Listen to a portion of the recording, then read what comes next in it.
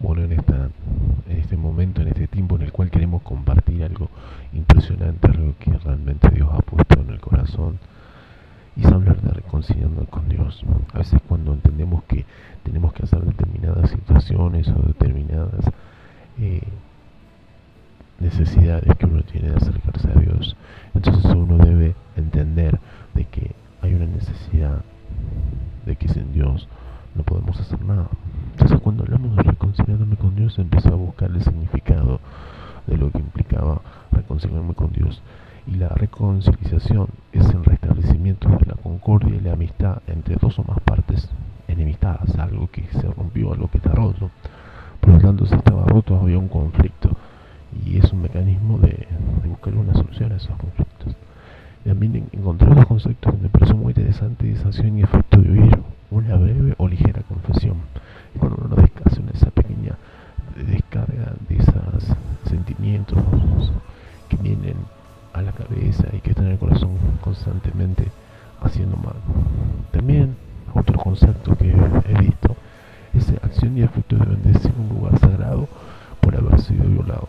El término reconciliación viene del latino reconciliare, que significa recuperar, reconciliar originalmente, y cómo se tiene que tener, que es la relación entre Dios y el hombre lo que produce, mejor dicho, un cambio en la forma como los hombres se relacionan entre sí. O sea, si el hombre no está bien con Dios, es posible que pueda estar bien con los demás. Pero cuando vi todos estos conceptos, dije, ¿qué es el concepto? La reconciliación, para buscarle un sentido más general, ¿no? Y la reconciliación supone recobrar las relaciones. Por tanto, ya no es un proceso individual, implica un acercamiento voluntario de las partes ante un conflicto que buscan conectarse de nuevo sin tener que obligatoriamente perdonar al otro. Así que es recobrar las relaciones, y no es un proceso individual, sino que un acercamiento. Entonces, ¿qué implica esta pregunta, no? Si reconciliar significa acercarse, buscar las relaciones, como el hombre ha perdido esa relación con Dios, uno debe decir: si yo estoy lejos de Dios, ¿por qué suceden estas cosas? ¿Por qué hay una vida tan vacía? Siento un vacío en mi corazón. Hace años que las cosas siguen igual. Estoy rodeado de gente, pero siento solo, o sea, una tremenda soledad. Y a veces donde la persona implica que a veces no sabe quién es. ¿Qué hago? Es la pregunta, ¿no? Mi alma está cansada. Esa es cuando llegamos a la conclusión de la noche, o a veces al empezar la mañana, cuando uno entiende: Dios, ¿cuáles son los pasos que yo tengo que hacer para tratar de acercarme a ti? Porque he probado esto, he probado ir a determinados lugares, el curanderismo, he determinado ir a caminar a tal lado, a hacer promesas, pero nada ha llegado a tu presencia.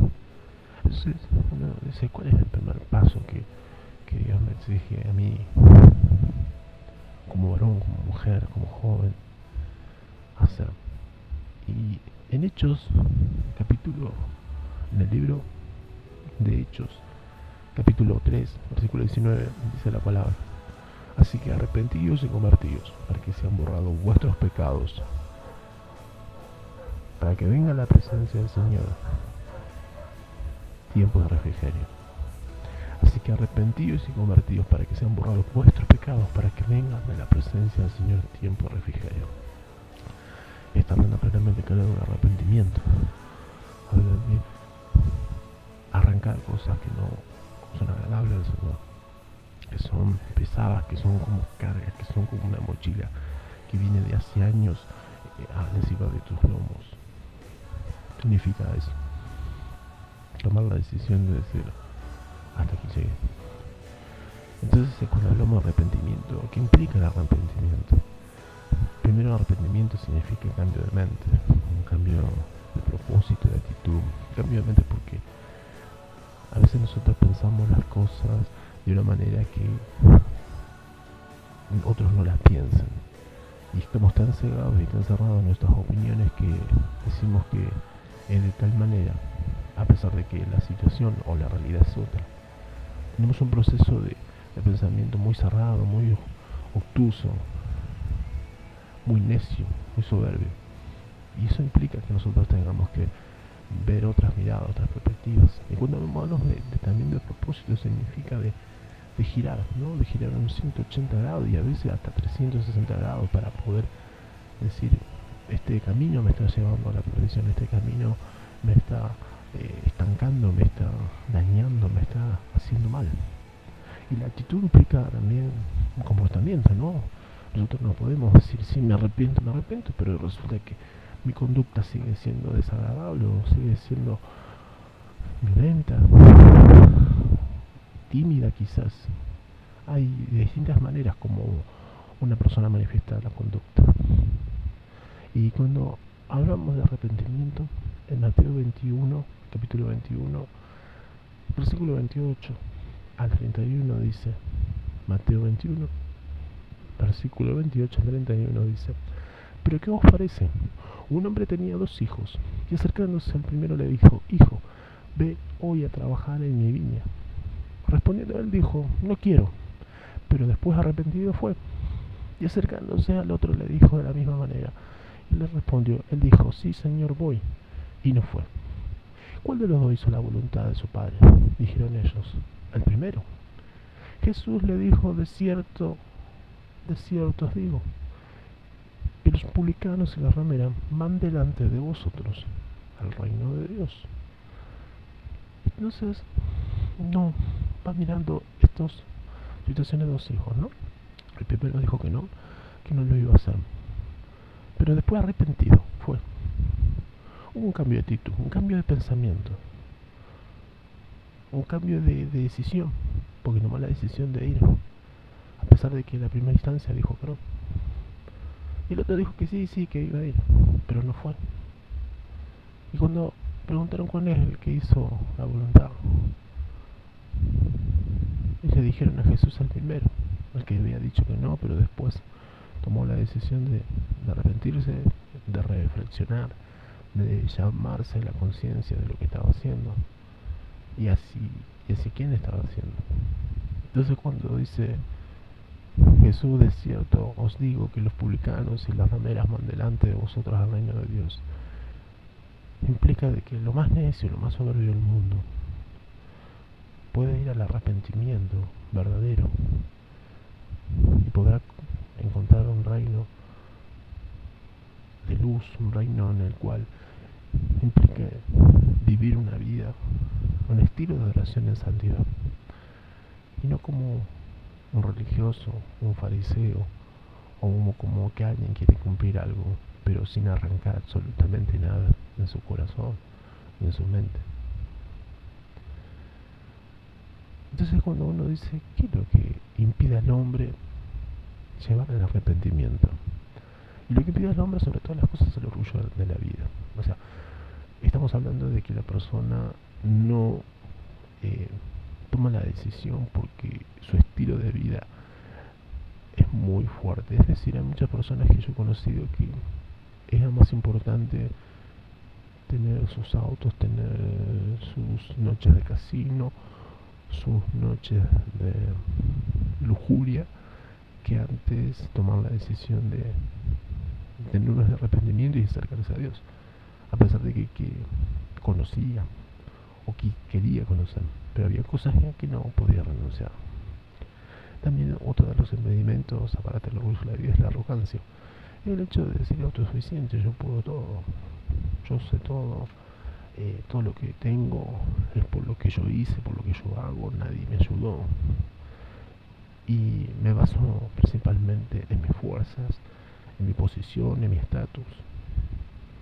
Y también el otro es el corazón endurecido, es el corazón que ha sido tan dañado, ha sido tan enfermiza las relaciones durante su niñez, su adolescencia, su juventud, que ha endurecido su corazón, ha cerrado las puertas a cualquier persona para poder ser vulnerable, para poder ser suficientemente sensible. a las personas, a la necesidad de los otros y solamente enfocarse en su egoísmo puro, ¿no? Y eso es algo que vemos cuando hay un corazón endurecido. Y cuando hablamos de estas tres opciones, uno empieza a ver, ¿no?, distintas palabras. Y uno de ellas está en 1 de Juan 2:16. Porque todo lo que hay en el mundo, los deseos de la carne, los deseos de los ojos y la vanagloria de la vida, no proviene del Padre, sino del mundo. O sea, qué tremendo esto, ¿no? Es como que todo lo que está en el mundo, todo lo que vemos, todo lo que supuestamente deseamos, no viene de Dios, sino viene del mundo. Esas tentaciones, esas influencias de consumo, esas influencias de tener mejor auto, la mejor marca de ropa, los mejores perfumes, todas esas influencias vienen a través de diferentes medios, pero que no viene del Padre, nuestro Padre Celestial, sino viene del mundo. ¿Para qué? Para precisamente llenar una necesidad, esa necesidad de sentirme satisfecho conmigo mismo, y que no tiene nada que ver con lo material, sino tiene que ver con una postura interna, una postura en la cual debemos encontrar el equilibrio. También en Proverbios 16:18 dice: ante el quebrantamiento es la soberbia, y antes de la caída la altivez de espíritu. Es una tremenda palabra, ¿no? Está hablando que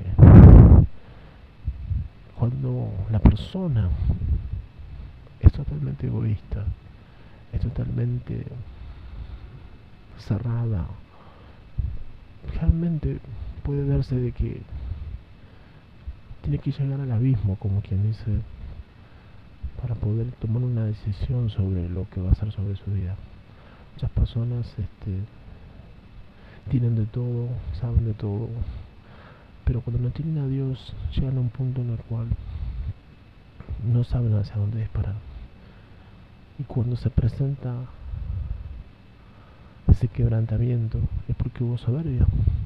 Ese quebrantamiento implica romper algo, quebrar precisamente el decir no puedo más, es llorar desconsoladamente. Y antes de la caída, la altivez del espíritu. Si habrá tantos soberbios caminando por ahí, porque pensando de que con su fuerza, con su personalidad o con supuestamente su carácter puede llegar a lugares impensados para algunos. Pero cuando entendemos que el control de la vida la tiene Dios, nosotros quedamos en un limitadísimo punto de existencia. Cuando hablamos de Hebreos 3:13, antes exhortaos los unos a otros cada día, entre tanto que se dice hoy, para que ninguno de vosotros se endurezca por el engaño del pecado. Qué importante cuando una persona te dice: mira, che, las cosas las estás haciendo bastante mal, las estás haciendo pésimamente. Y a veces uno se enoja, uno piensa que las cosas, ¿cómo va a decir decirme las cosas que yo tengo que hacer? ¿Quién se cree él? Pero a veces es necesario, porque a veces nosotros pensamos que las cosas las estamos haciendo bien y realmente no es así.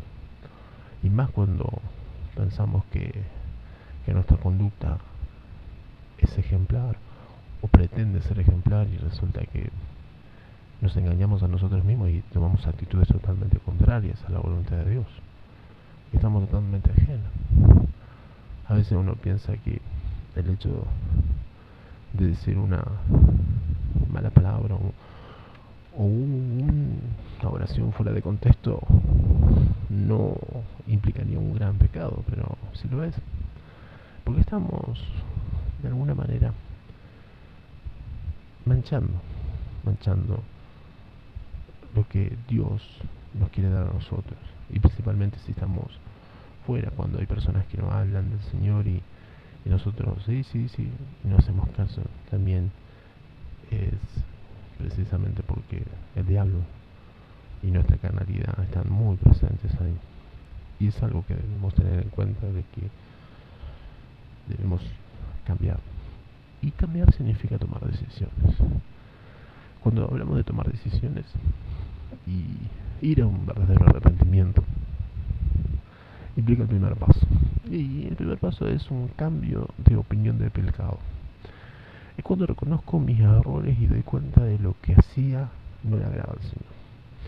En Salmo 51:4 la palabra dice: contra ti solo he pecado, y he hecho lo malo delante de tus ojos, para que seas reconocido justo en tu palabra y tenido por puro en tu juicio. Es una palabra tremenda en la cual nos damos cuenta que aquí está hablando precisamente de que todo lo que nosotros hacemos no lo estamos haciendo a los demás, lo estamos haciendo hacia Dios. Pensamos que cada mentira, cada engaño, cada truchada, cada cohecho, cada situación que nosotros hacemos, pensamos que lo estamos haciendo a los hombres o entrando en juego a esas relaciones interpersonales con los demás, sino sinceramente estamos pecando contra Dios. Y cuando nosotros reconocemos, estamos hablando de que hubo una clara meditación, una clara reflexión de que lo que estamos haciendo está haciendo mal. A pesar de que las cosas que hacemos sabemos que está haciendo mal, pero hay siempre esa luz, esa gracia previniente que nos avisa que todo lo que estamos pasando es porque hay algo que nos está avisando que está mal. Y ese algo es el mismo Señor. Una persona totalmente omnisciente, omnipresente, que sabe absolutamente todo lo que estamos haciendo. Por eso tenemos que tomar un cambio de opinión con respecto a lo que estamos haciendo, al pecado, con respecto a nuestro estilo de vida, a nuestra forma de hablar, a nuestra forma de pensar, a nuestra forma de movernos, hasta nuestra forma de conducta. También hay un segundo punto. Ese segundo punto es un cambio de pensamiento, de sentimientos. Y cuando hay cambios de pensamientos, sentimientos implica decisión también. En Esdras 10:1 dice: mientras oraba Esdras y hacía confesión, llorando y postrándose delante de la casa de Dios, se juntó a él una muy grande multitud de Israel, hombres, mujeres y niños, y lloraba el pueblo amargamente. En este caso podemos ver que toda esta situación de que Esdras hizo una confesión, ¿no? Es todo lo que hizo, todo su pecado, todo su vida pasada, lo que estaba haciendo presente ahora. Lo único que pudo hacer es llorar por vergüenza. No llorar por culpa solamente, sino llorar por el hecho de que lo que había lastimado era el Señor. Y dice: delante de la casa de Dios se juntó a él una gran multitud. En este caso podemos ver que todo un pueblo también se humilló. Y no se humilló delante del hombre, sino delante de Dios. Porque entendió que habían hecho las cosas mal. Que todo lo que habían venido haciendo fue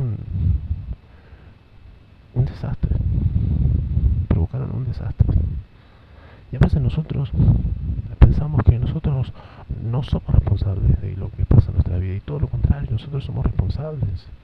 Nosotros pensamos y culpamos a los demás de lo que nos pasó, de lo que estamos haciendo. Por tu culpa te pegué, por tu culpa te mentí, por tu culpa te engañé.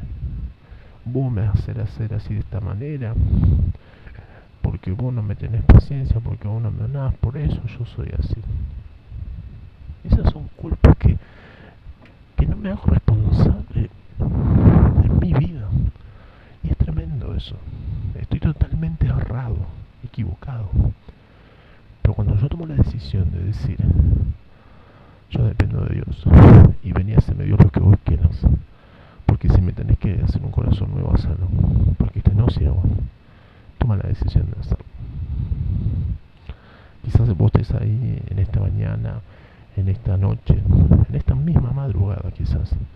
Hacelo en tu habitación, póstrate delante de la presencia del Señor y toma la decisión de decir: yo no quiero más esto, y confesar lo que realmente has hecho, aunque sea lo más terrible.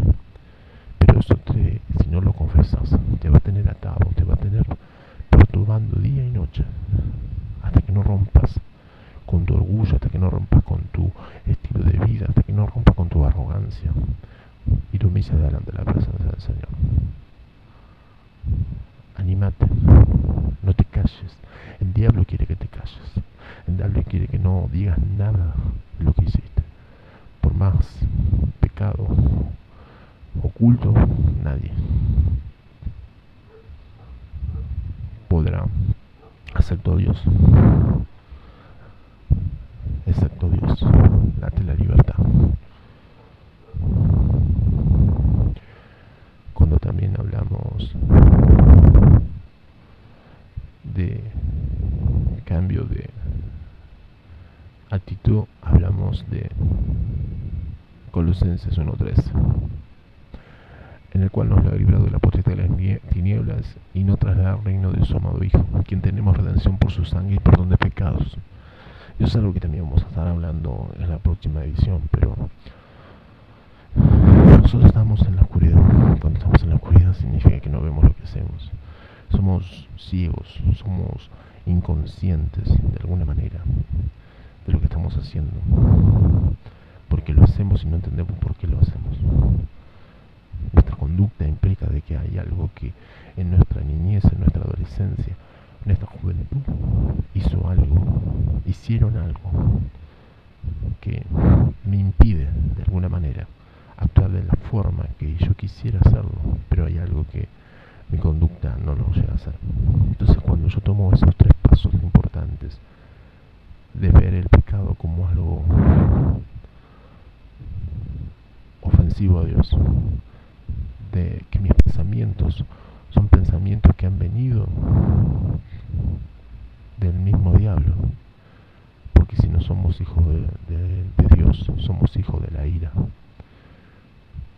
Y cuando hablamos de cambio de actitud, hablamos de una conducta, y como tal, no solamente se trata de serlo o de parecer santo, sino de que haya un fruto, y ese fruto implica un sostenimiento en el tiempo, un sostenimiento de que hay un verdadero fruto de arrepentimiento en la vida personal,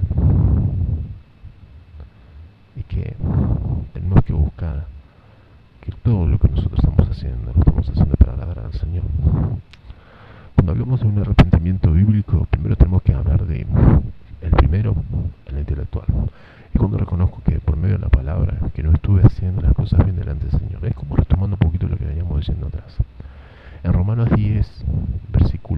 capítulo 10, versículo 9 y 10, dice que si confesares con tu boca que Jesús es el Señor y creyeres en tu corazón que Dios le levantó de los muertos, serás salvo. Porque con el corazón se cree para justicia, pero con la boca se confiesa para salvación. O sea que, qué cosa tan importante el hecho de no solamente pensar que Dios puede limpiarme, puede lavarme, sino confesarlo. Por eso es tan importante abrir nuestra boca. Es decir, sí, Señor, creo que vos sos el Hijo de Dios. Creo que vos vas a sacarme esta mochila tan pesada que tengo en esta noche, en esta madrugada, en esta mañana. Yo creo que vos sos el Señor de mi vida. Vos sos mi Salvador. Yo he probado distintas cosas. He probado distintos remedios, distintas técnicas, pero nada me ha servido. Entonces, cuando uno empieza a confesar, las cosas empiezan a romperse a nivel espiritual. Ya las cadenas se empiezan a romper, ya los lazos empiezan a... Hay cosas que hasta tiemblan alrededor nuestro cuando nosotros tomamos esta decisión. Y gloria a Dios por eso, porque significa que la libertad está a la puerta. Estamos en nosotros en abrirla. El segundo punto es el emocional. Cuando siento temor por haber cometido algún pecado. Horrenda cosa es caer en manos de Dios vivo. Hebreos 10:31. Y es una gran verdad, mira. A veces pensamos que el diablo tiene esas artimañas que nos asustan